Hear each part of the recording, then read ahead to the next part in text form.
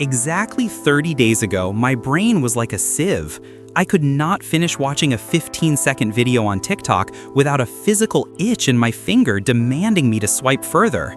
I would sit down to read a book, and 3 minutes later, I would catch myself mindlessly scrolling through my notification feed. My attention was shattered into thousands of tiny shards, and I could not put them back together even if my life depended on it. Yesterday, I sat down to work at 10 in the morning and I stood up at 2 in the afternoon. That is 4 hours of deep and continuous focus. No phones, no breaks, no distractions. This is not a superpower that was revealed to me after meditating in the mountains of Tibet. And this is definitely not motivation, because motivation is cheap and evaporates at the first difficulty. This is a rigid and boring but biologically grounded protocol that I tested on my own skin. Everything starts with phase 1, which I call diagnosis and shock. Before treating a disease, you must admit that you are terminally ill. Right now, do not pause the video. Take out your phone, open the settings, find the item screen time or digital well-being. Look at that number. Do not look away. My number on the day the protocol started was 8 hours and 47 minutes, every single day. And now do an exercise that made me wake up in a cold sweat. Multiply this number by 365 days, and then multiply by the next 10 years of your life. In my case, it turned out to be 32,000 hours. If you translate this into waking days, it is 3.5 years of pure time. 3.5 years that I will not spend with my family, and I will not spend on building a career, and I will not use for travel. I will simply flush them down the toilet of an algorithmic feed. I realized that I was voluntarily giving 1/3 of my conscious life to engineers whose only task is to sell my attention to advertisers. If this number in your phone does not cause you horror, then turn off this video. Nothing will help you. But if you felt this cold inside, then we can move on. We are moving on to preparing the environment, and here is the main rule. Your willpower does not work. Your willpower is a battery that discharges to 0 by the evening, while algorithms work 24/7. Therefore, we will not fight temptation, we will destroy it. Your phone right now is an amusement park in your pocket, shining with bright colors and red dots of notifications and sweet icons. Your task is to turn it into a boring utilitarian tool. Make it look like a hammer. It should be useful, but you should not want to look at it just for fun. The first step of technical preparation is to turn on Grayscale Mode. Go to Accessibility and find Display Settings and Color Filters. Make the screen black and white. You will be surprised how much less your brain will want to open Instagram if it looks like an old faded newspaper. Engineers spend billions of dollars selecting colors that stimulate your pleasure center. With one press of a button, you deprive them of their main weapon. Your brain will stop receiving a visual reward every time you unlock the screen. This is the first strike on the dopamine loop. The second step is digital amputation. Do not try to hide social media icons in distant folders. This is self-deception. You will find them in 2 seconds when you get bored. Delete them. TikTok and Instagram and games and marketplace applications and everything that you use for mindless scrolling. Leave only tools like maps and taxis and banking and messengers for work. If an application brings you cheap dopamine, it must die.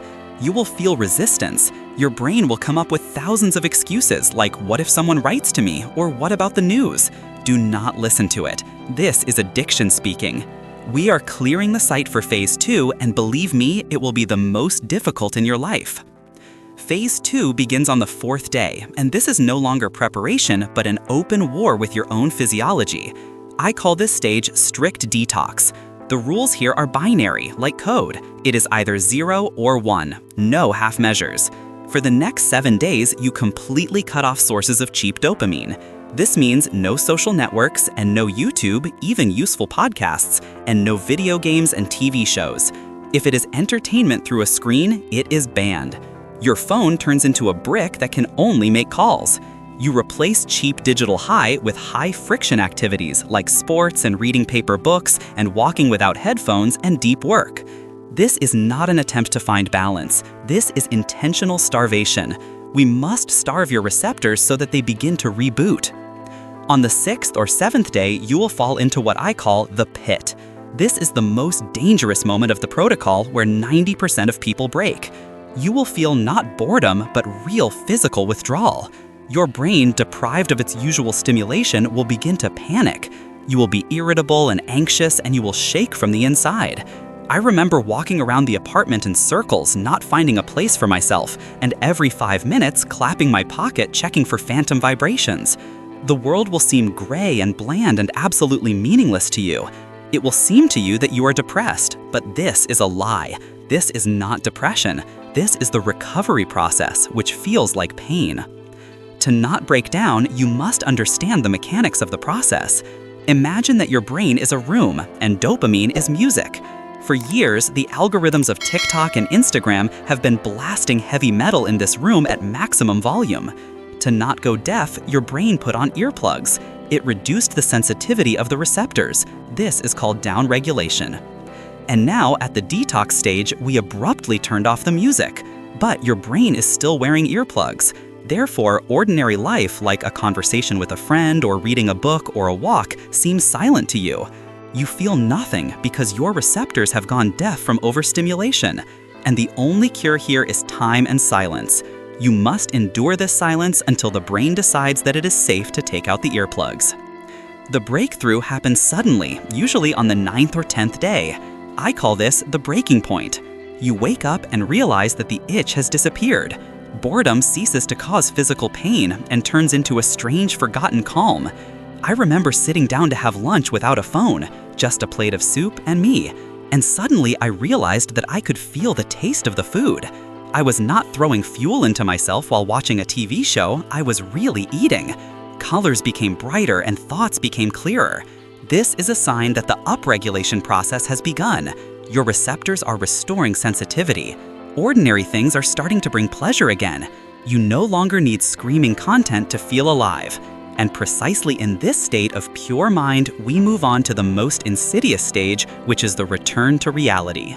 Phase 3 begins on the 11th day, and I am obliged to warn you, this is the valley of death for your progress. I call this stage integration, and this is where 90% of people fail. They feel a surge of strength and their brain has cleared up, and they make a fatal mistake thinking that they are healed. They think, I lasted a week and I understood everything, so I can download Instagram back. Do not do this. Your brain right now is an alcoholic who has just come out of a week-long binge. If you put a bottle of vodka in front of him, he will not drink 1 glass for taste. He will drink a crate and wake up in a ditch a month later. Therefore, in the 3rd phase, we do not return applications to the phone. The phone forever remains a boring hammer. We introduce the rule of friction into the game. The essence of the rule is simple. If you want to get access to cheap dopamine, you must pay for it with effort. From the 11th to the 17th day, social networks are allowed, but only from a desktop computer or laptop. The strict limit is 30 minutes a day. Why is this necessary? It is all about ergonomics and context. You will not drag a laptop to the toilet. You will not lie with a bulky laptop in bed before going to sleep scrolling the feed with 1 finger in the dark. A computer is a work tool, and it creates distance. You sit at a table and open a browser and enter the password manually, which is mandatory, no autofill, and watch content consciously. As soon as the timer shows 30 minutes, you press log out. This adds seconds of friction that give your prefrontal cortex a chance to turn on and ask if I really need this. On the 14th day, I conducted a stress test, the results of which overturned my understanding of addiction. For the first time in 2 weeks, I went into my newsfeed via a browser. I expected a wave of pleasure to cover me and that I would finally connect to the world and find out everything I missed. I thought it would be like a sip of water in the desert. But what happened was something I did not expect at all. I scrolled the feed and felt disgust. The content that used to hold me for hours seemed incredibly bland and stupid and noisy. Videos with dances and endless memes and photos of other people's food all looked like a cheap, bad circus. At this moment, I realized the main lie of the industry. It seems to us that we sit on phones because it is interesting there. It is not. We are interested only because our receptors are burned out and we are not capable of perceiving anything more complex than a 15-second video. But my brain, cleansed by 2 weeks of silence and sports and books, looked at this digital fast food and asked, "Is this seriously what we did not sleep at night for?" The magic of algorithms crumbled. I saw emptiness behind the bright pictures. I closed the tab after 7 minutes without even using up my limit. I got bored, and this boredom was my biggest victory. I stopped being the ideal consumer. But the protocol does not end there, because keeping the result is more difficult than getting it. Phase 4 begins on the 18th day and lasts for the rest of your life. I call it the defense protocol. The main mistake you can make now is to think that you have defeated addiction forever. This is not true. Your brain has neuroplasticity, and this is a double-edged sword. It learned to live without dopamine in 2 weeks, but it can return to old habits in 2 days. Engineers in Silicon Valley work without days off, inventing new hooks, so you need a protection system that will work automatically. The foundation of this system becomes a practice that I call Digital Sabbath. The essence is simple. Once a week, for example from Saturday evening to Sunday evening, you completely disconnect from the matrix. The phone is physically turned off and put away in a far drawer of the closet. No exceptions and no checking the weather. These 24 hours are necessary for your brain to reset the stress accumulated during the week and restore the baseline level of dopamine to factory settings. The first time, it will be scary. You will feel naked and vulnerable and cut off from the world. But by Sunday afternoon, you will feel such clarity and calm that no meditation will give.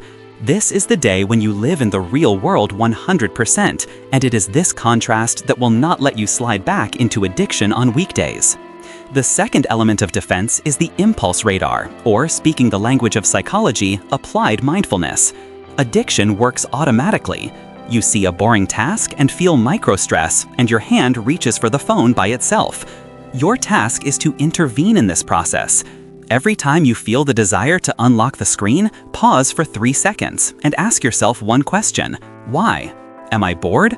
Am I anxious? Am I avoiding difficult work? Usually, the answer is an attempt to run away from discomfort. As soon as you name the reason, the magic of the impulse collapses. You stop being a zombie executing a program and become an observer. You tell yourself, okay, I am bored, but I will not treat this with scrolling. This small action rewires your neural connections, making you stronger with every refusal. The 30th day became my final exam. I decided to repeat the scenario where I failed hundreds of times before, to sit down and work on a complex project requiring deep analysis. Before, I lasted a maximum of 10 minutes, after which the brain began to look for any excuse to get distracted. But this time, something happened that I can only call a superpower. I sat at the table at 9 in the morning, I immersed myself in the task, and when I next looked at the clock, it was already 1 in the afternoon. 4 hours of absolute crystal concentration, no noise in the head and no itch in the hands, and no desire to check what is on the internet. I entered a state of flow as deep as I probably had not entered since childhood, when I could assemble a construction set for hours. Comparing myself before and after, I see 2 different people. That guy a month ago was a twitchy, anxious consumer of content with the memory of a goldfish who could not even control the movement of his own finger. The me of today is the architect of my life, who uses technology as a tool and not a scratch for the psyche. My sleep has become deep, and my anxiety has disappeared, and the ability to learn has returned to the level of my student years. And most importantly, the feeling returned that I control time, and not that time controls me. I stopped living in reaction mode to other people's notifications and started living in the mode of creating my own future. Now you have the full protocol. You have a map out of the labyrinth in which billions of people wander. You can close this video and say, cool, and continue scrolling the feed, hoping that you will start on Monday. But you and I know the truth. Monday will never come. Every day of delay is a few more hours of your life burned in the furnace of algorithms that will never be satisfied. Or you can start right now, right this second. Open the settings and put on Grayscale Mode and delete that application that steals the most time from you. It will be painful and it will be scary, but in 30 days, you will look at yourself in the mirror and say, thank you to me. The choice is yours, to remain a battery for the system or to become a free man.